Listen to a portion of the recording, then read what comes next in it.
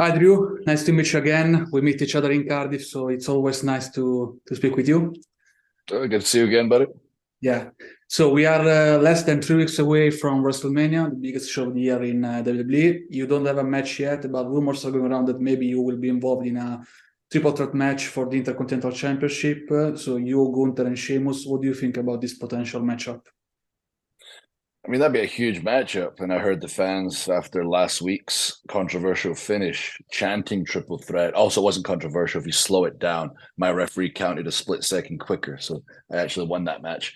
But tonight, myself and Sheamus have the singles match on St. Patrick's Day to, get the opportunity to fight Gunther at WrestleMania. So people might not get that triple threat, but the looks of it tonight is for the chance to fight him. But yeah, I mean, one-on-one with Gunther is a huge match in general, but for me at WrestleMania, he's somebody I've wanted to fight for so long on a big stage, and I've been pushing for it, and I'm so glad that it never happened because it's got the chance to happen at Mania now. And so for Sheamus, I'm sorry, buddy. Triple threat be fun, but I'm going off for the singles match, and I'm going to win that title. And because I'm a good friend, I will still give him an opportunity at the title afterwards. Okay. So speaking about the Intercontinental Championship, you have been Intercontinental Champion just once during your career, during your first stint in WWE when you were the chosen one. What does it feel to compete and possibly win the title now under these circumstances? Yeah, I mean, now it's very different. When I was 24 and I won it, it was very much everything's going to plan. I'm Intercontinental Champion, just like Bret Hart was before he became World Champion, just like Shawn Michaels was before he became World Champion. I was convinced that as cool as it is, it was just a stepping stone to become World Champion. I didn't take it for how big it truly was and how special it truly was because I was young and dumb because I was a kid and kids are dumb. And now, if you follow my journey, all the ups and downs, I've went through my career, what happened at Clash at the Castle, preventing me fighting for the Undisputed Championship. What happened with Sheamus and I and the Usos preventing me fighting for the Tag Team Championship.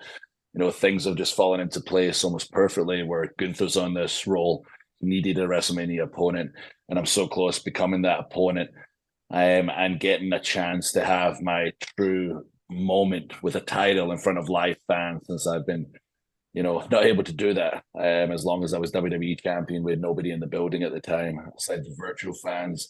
This would be a true full circle moment where I become IC champion again. But this time, it would mean so much more to me. I understand the gravity of it all. And that's the best way I can put it. Just true full circle. Okay.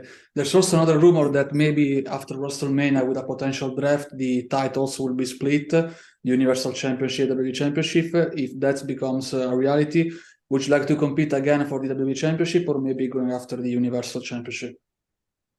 Yeah, absolutely. I've always got my eye on becoming, WWE Champion, Universal Champion, Undisputed Champion. It's just with what happened at Clash, unfortunately. It put me to the back of the line. No matter what happened, the solo cost me the match, but I still lost the match, no matter how it happened. So I'll be keeping my eye on things. My primary focus is that Intercontinental title, but yeah, we'll see what happens. Somebody has to beat Roman first. The titles just can't magically get split and shouldn't just magically get split. That would be stupid, to be honest. Somebody has to take him down, and if that's the fallout from it, that's cool because I do like the idea of each show having their own champion, especially for our weekend live events and our media appearances, etc. We really need world champions on all our shows. As much as Roman's doing a great job with it right now, there is going to be a time, when things have to separate. So I'm curious, like everybody else, to see how it unfolds. I'm watching like everybody else. Is Cody going to be the one to do it at WrestleMania? Is Sami going to get an opportunity? Will it be one of the Bloodline members who turns on Roman? I've constantly got my eye on Jay. Like, ooh, is he the one? Is he the one? Is it going to go for him full circle? I keep talking full circle for me with the IC title. It began with Jay. Does it end with Jay? Like, there is a lot of intrigue in that Bloodline story. And even though I've got a lot of animosity towards him, especially Drew McIntyre on TV, I've also got a lot of intrigue, like everyone else, when I'm watching the show because it is one of the most compelling stories in many years. Yeah, and speaking about WrestleMania, obviously there's another superstar who has had the same journey of yours. Obviously, Cody Rhodes, he left WWE in 2016, then He did his own thing for 6 years. He came back stronger than ever as a main eventer. What do you think about him? Do you think he has a chance to win the championship? And would you like to face Cody Rhodes in the future now that you are more mature and more evolved as a performer and as a wrestler too? Yeah, I think he's got a great chance. The problem, he has is the problem I had. The bloodline, their strength in numbers. But he seems to be, one step ahead. He's aligned himself with Sammy, it looks like, and seems to be trying to get in KO's ear every single week to try and get something going. And that's very smart of him because realistically, no one person could take down the bloodline. So if he can get himself some backup, he's absolutely got a chance. He's worked for a long time to earn this moment at the main event of WrestleMania. And I'm backing him. And if something can happen in the future, which it will eventually, but specifically for the title or titles, it'd be very cool because we obviously have such history following such similar career paths and former tag team champions. We're both kids in WWE and a couple of future guys, a couple of chosen ones. There's definitely, a lot of storyline ground we can cover. Okay. Last two questions. The first and only time WWE did a WrestleMania in Hollywood was in 2005. It was WrestleMania 21. Do you have any memory of that event as a fan? Maybe a match in particular that stood for you? Oh, I'd have to look at the show to see what matches were on. What was the main event? The main event was Triple H, I guess, Batista, maybe one of the best storylines. But for me, the match of the night in that event was Kurt Angle against Shawn Michaels, a masterpiece. Oh, that was Kurt Shawn. Yeah. That was an amazing match, Kurt Angle, Shawn Michaels. And like you mentioned, like Batista, Triple H, talk about the bloodline being such a good, compelling story. It was the same with Triple H, Batista. They really did take their time with that.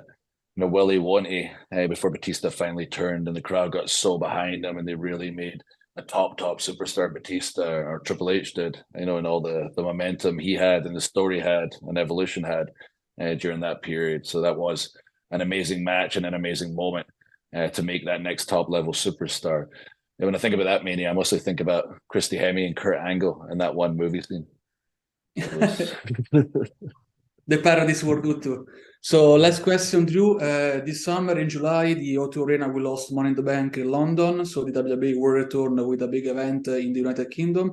Do you think that in the future, maybe other big premium live events, I don't know, maybe a Royal Rumble, a SummerSlam, or WrestleMania, can be potentially held in the United Kingdom or Europe in general?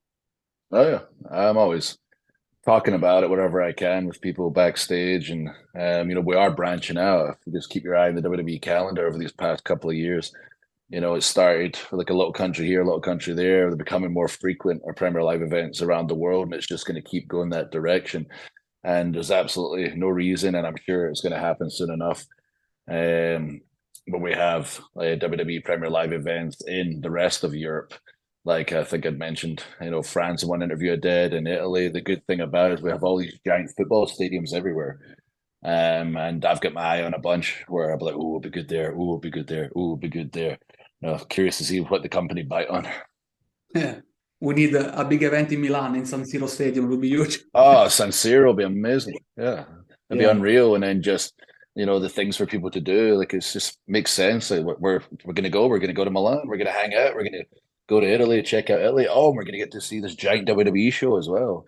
It's a perfect match, and it'd be great for obviously the local economy, etc. But it's exciting just for me as a talent now to see that WWE is so open to doing business all across the world, and I get to be a part of it.